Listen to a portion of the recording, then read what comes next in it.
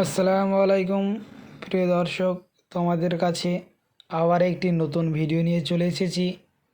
তোমরা দেখতে পাচ্ছ ড্রাগনের গাছ। আমাকে অনেকে জিজ্ঞেস করে, ভাই তুমি ড্রাগন গাছগুলো কী করে করেছো? তো তাদেরকে আমি একটি কথা বলবো, তোমরা ইউটিউবে ভিডিও দেখবা, তোমাদের যেটা ভালো মনে হবে সেটা করবা, যেটা খারাপ মনে হবে সেটা করবা না।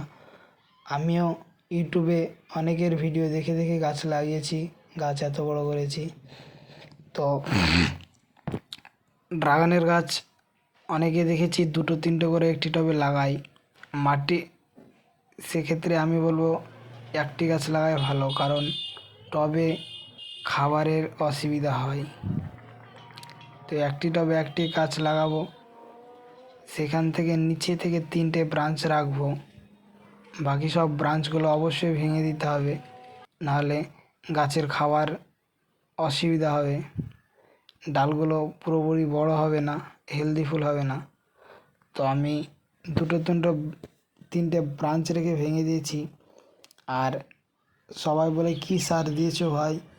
তো সার আমি সেরকম কোনো কিছু দিইনি, দিয়েছিলাম ছাগলের লাদি গুঁড়ো আর পায়রার মল, দুটোকে একসঙ্গে শুকিয়ে গুঁড়ো করে অল্প মাটি দিয়ে লাগিয়েছি। দেখতে পাচ্ছ মাশাআল্লাহ অনেক সুন্দর হয়েছে। তো তোমাদের পরবর্তী ভিডিওতে দেখাবো কেমনভাবে ফল এসছে, কতগুলো ফল এসছে। তো যারা যারা আমার ভিডিওটা দেখছো তারা অবশ্যই চ্যানেলটি সাবস্ক্রাইব করে দিবা এবং পরবর্তী ভিডিও পাওয়ার জন্য বেল আইকনটি অন করে দিবে। এই তো গাছটিতে দেখতে পাচ্ছ জায়গায় জায়গায় কিছু খাম, সে খামগুলো ধসা লেগে যায়। যদি অনেক বেশি ধসা লেগে যায় তো বিলের দিয়ে কেটে দিবে, কিংবা ধারালো ছুরি দিয়ে। তো